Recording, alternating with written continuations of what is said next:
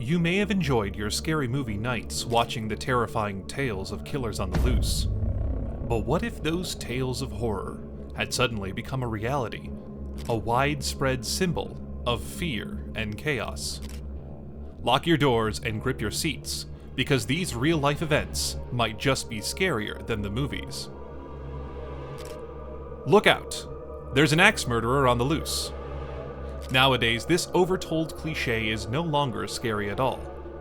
But had you been alive in the early 1900s, you would have known the Reaper wielding so much terror that a whole city collectively played jazz music at night, hoping to be spared from his scythe. This was the Axeman of New Orleans, an unidentified individual who wreaked havoc on the streets from May 1918 to October 1919. Silencing the victims and their stories never to be solved. Who knows? Perhaps the axe murderer cliché was based on him. His exact words from his letter published by the newspapers were, "They have never caught me and they never will. They have never seen me, for I am invisible, even as the ether that surrounds your earth. I am not a human being, but a spirit and a demon from the hottest hell.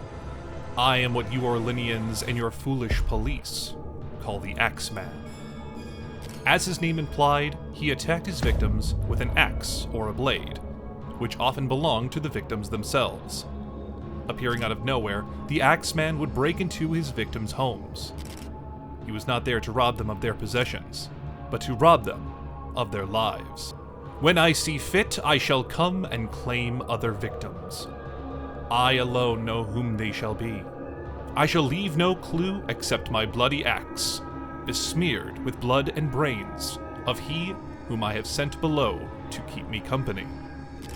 There was a theory that the murderers might have been racially motivated, considering most of the victims were Italian Americans. This also fueled the rumors that the mafia was involved. Often targeting female victims, another theory driven by crime journalists was sadism, implying that most of the cases were related to sexual assault. There was yet another theory, perhaps the most irrational one, that the Axeman was on a killing spree, just in hopes of promoting jazz music. Supported by a letter published in the newspapers on March 13, 1919, the letter suggested that he would kill victims of his choice after midnight on March 19th, but would not appear at the doors of those who would be playing jazz music. Now, to be exact, at 12:15 earthly time next Tuesday night, I am going to pass over New Orleans. In my infinite mercy, I am going to make a little proposition to you people. Here it is.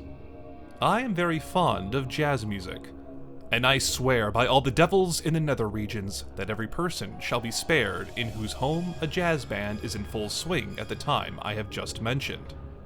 If everyone has a jazz band going, well, then, so much the better for you people. One thing is certain, and that is that some of your people who do not jazz it out on that specific Tuesday night, if there be any, will get the axe. Spreading massive terror into the hearts of many, jazz music was played everywhere across the city. In dance halls, at parties, as well as hundreds of houses around town. The Axeman, staying true to his word, did not take a single victim that night. Not only that, afterwards, the Axeman vanished mysteriously into thin air, leaving every single theory with loose ends. With the Axeman gone forever, there rose an unsettling urge to figure out who he was. Pursuing the case were many crime writers, including Colin Wilson, who suggested that the Axeman might have been Joseph Monfort. However, true crime writer Michael Newton disagrees, as he found no evidence of Joseph Monfort's death in Los Angeles, and no record of Mrs. Pepitone being charged with such a thing. Newton did discover a Joseph Momfret, or Mumfre, in New Orleans with a criminal history, but he had no conclusive link to the timeline of the Axeman, thereby dispelling Colin Wilson's theory. Theories continued to rise as the Italian Chambra couple, possible early victims of the Axeman, were shot in 1912 by an intruder named Momfret. Mr. Chambra survived the attack. However, the killing ritual was different from that of the Axeman. scholar Richard Warner proposed Frank Doc Mumfrey was the chief suspect, as he had a spike in his jazz business during the Axeman's reign. Talking about elements of horror, who could forget the ever-frightening circus clown, a long-standing symbol of fear among people of all ages? What would you do if you encountered not one, but a group of evil-looking clowns? Such was the case of the 2016 Clown Sightings, a mass hysteria that occurred in August of 2016 in 19 countries, including the United States, United Kingdom, New Zealand, Australia, and Canada. The sightings were first reported in Green Bay, Wisconsin, which turned out to be nothing more than a marketing stunt for a horror film. But by October, this little stunt served as the fuel to a fire of widespread clown sightings and attacks in 9 of 13 provinces and territories of Canada, and almost all of the cities in the United States. The suspected precursor event to this hysteria was the 2013 sightings of a creepy clown during September and October in Northampton, England. These clown sightings were a marketing trick used by the local filmmakers Alex Powell, Elliot Simpson, and Lou Kubanski to drive traffic to their Northampton Clown Facebook page. The clown carried the looks inspired by Pennywise the Dancing Clown from Stephen King's book It. This inspired many people to do similar stunts to a larger extent, like Matteo Moroni from Perugia started dressing up as an evil clown himself and terrifying random passers-by for views on his YouTube channel DM Pranks. And his pranks did end up amassing millions of views. Another unsettling event started occurring as numerous sightings of the Wasco Clown were witnessed in California in October 2014, and the photos appeared on social media.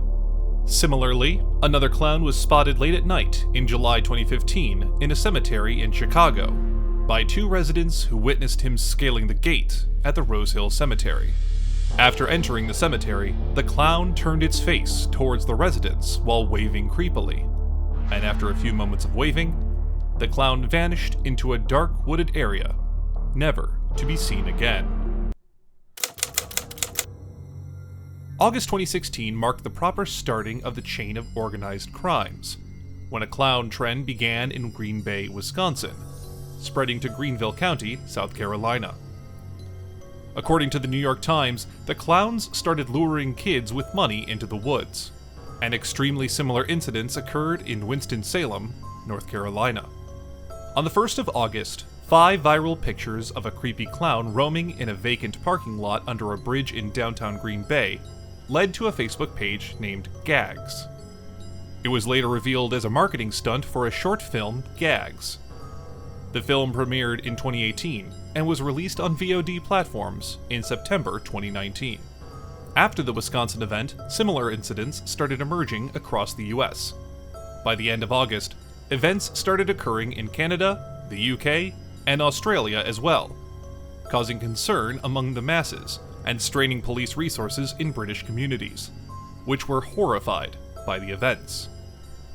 The New York Times reported at least 12 arrests across the United States, and 1 death related to clown sightings. The charges for the arrests included making false reports, threats, and chasing people. In Reading, Pennsylvania, a 16-year-old was fatally stabbed during an incident, possibly linked to a clown mask prowler. During this period, social media saw a surge in posts related to the increasing phenomenon. The president of the World Clown Association, Randy Christensen, opposed the trend of people dressing as clowns to scare others, because it was not just hurting the people, but also numerous businesses like circuses and other clown-related careers. Similarly, in October 2016, McDonald's decided to reduce Ronald McDonald's visibility due to the incidents. A sociologist labeled 2016 as a challenging time for professional clowns.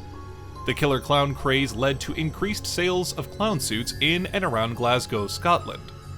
Some Floridians chose to carry weapons while trick-or-treating during Halloween. This mass panic led states to take multiple actions to suppress the hysteria before it got out of hand. On October 12th, a warning against the clown scare was issued to Russian and British citizens by the Russian embassy in London. Similarly, on October 13th, warnings were issued by the Fijian police as well. against those who were involved in the crimes. In New Zealand, clown costumes were removed from the shelves of multiple shops as a precautionary step. Similarly, clown attire and masks were removed from the websites and stores of Target and Canadian Tire. A total ban on all clown costumes and masks was issued by the East Side Union High School District, the West Milford School District, the Ohio School District, and Spring Community Schools in the United States. The village of Memramcook, New Brunswick, issued a notice asking the residents not to wear clown attire on Halloween. The theme parks also gave their employees strict instructions to remove their makeup and costumes before leaving the place. The sick phenomenon led to endless nerve-wracking rumors of clown attacks, which people took quite seriously given all the recent worldwide news. One such event took place in Florida in 2016 on Halloween night. An innocent family was traumatized when they were attacked by a group of almost 20 people in clown masks. Unfortunately, the evil clowns were never caught. Trying to catch some clowns of their own, students of Penn State and Michigan State Universities organized manhunts, or technically clown hunts, after several clown sightings had been reported on campus. Before we uncover the next unsolved case that will send shivers down your spine, we would like to ask you to show your support by subscribing to our channel and liking this video. Imagine receiving a mysterious message that you and your family are not alone. What would you do if you knew someone was observing your every move? Intimately aware of the daily routines of you and your family. More than a fleeting threat or cruel prank, it's a sinister, lingering presence, casting a shadow over every moment of your life and every inch of your home. This is not a hypothetical scenario, but a chilling reality faced by the residents of a stunning house at 657 Boulevard in Westfield, New Jersey. A beautiful young family who found themselves the focus of a cryptic and persistent observer, known only as the Westfield Watcher. The unsettling tale began in June 2014 when Derek and Maria Broaddus, together with their 3 children, moved into their dream home at 657 Boulevard in Westfield, New Jersey. The house, purchased for $1 million, was a testament to their years of hard work. Nestled in what was considered one of the safest, most desirable neighborhoods in the area, it seemed like the perfect setting for their family's new chapter. However, just 3 days after they began moving in, an eerie letter arrived, disrupting their sense of security. Addressed to the new owner, the letter started innocently enough, like a neighborly welcome. However, there was a dramatic shift in the tone, revealing a more disturbing message that would forever change their lives. 657 Boulevard has been the subject of my family for decades now, and as it approaches its 110th birthday, I have been put in charge of watching and waiting for its second coming. It is now my time. Do you know the history of the house? Do you know what lies within the walls of 657 Boulevard? Why are you here? I will find out. The letter included alarming personal details. It described the Broaddus family's car, detailed their ongoing renovations, and even mentioned specifics about their children. The unsettling nature of the letter reached its peak with the sign-off, the Watcher. This declaration was chilling enough to propel Derek into immediate action. He sought the assistance of the police, fearing a threat to his family's safety was lurking right outside his new home. In his quest for answers, Derek reached out to the previous owners, the Woods, and uncovered a startling fact. They too had been subjected to similar invasive activities. The Woods recalled feeling watched, and had even received an almost identical letter. But since they only received one letter in all 23 years of living in the house, the Woods simply ignored the warning. Unlike the Woods, the Broaddus family couldn't simply disregard the threat. The household was engulfed in anxiety, leading Maria and the children to temporarily return to their old home, while Derek remained behind, vigilantly monitoring the property amid the ongoing renovations. During this time, minor but strange incidents occurred. For instance, yard signs from the construction companies handling the home's remodel were mysteriously torn down. However, these were soon overshadowed by a new, more disturbing letter, this time addressed directly to Maria. The unnerving note acknowledged each family member by name and listed recent changes to the house. It became clear that the Watcher had to be observing from somewhere close. Frighteningly close. Most alarming was the specific mention of one of their children, often seen painting on the porch, prompting deeper fears within the family. The realization that someone knew not only their names, but also their daily activities, suggested a level of surveillance that was deeply intrusive and profoundly disturbing. "Is she the artist in the family?" the letter asked. "All of the windows and doors in 657 Boulevard allow me to watch you and track you as you move through the house. Who am I? I am the Watcher, and have been in control of 657 Boulevard for the better part of 2 decades now. The Woods family turned it over to you. It was their time to move on, and kindly sold it when I asked them to." Amidst this turmoil, the list of theories and suspects grew, starting with the neighbors to a couple engaged in a video game featuring a character named Watcher, and even speculations the Broaddus family themselves orchestrated the entire ordeal. With a glaring lack of evidence, each theory was eventually dismissed. Overwhelmed by anxiety and paranoia, the Broaddus family made the difficult decision to stop spending time at their new house. The family, seeking to distance themselves from the horrible nightmare, put the house on the market.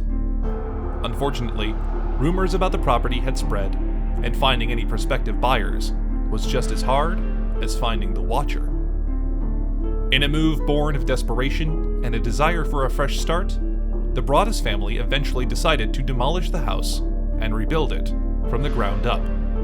This plan was met with approval from most in the neighborhood, except, predictably, the Watcher. The family's resolve was soon tested by the arrival of another menacing letter. In this correspondence, the Watcher expressed vehement opposition to the demolition and rebuilding plans, threatening vague yet dark consequences should the family proceed. Maybe a car accident, maybe a fire, maybe something as simple as a mild illness that never seems to go away, but makes you feel sick, day after day after day after day after day. Maybe the mysterious death of a pet. Loved ones suddenly die. Planes and cars and bicycles crash. Bones break. You wonder who the Watcher is? Turn around, idiots.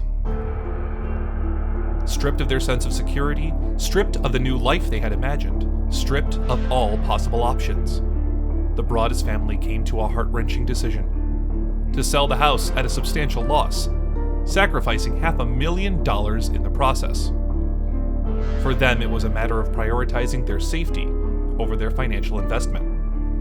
In a bitter turn of events, the mysterious letters quickly ceased as soon as the family moved out, leaving the haunting question of the Watcher's identity unanswered. Long after the Broaddus family had gone, their lives forever altered by a stranger's unsettling obsession, it's possible this mysterious figure may continue to keep a silent vigil over 657 Boulevard, always watching, but never being seen.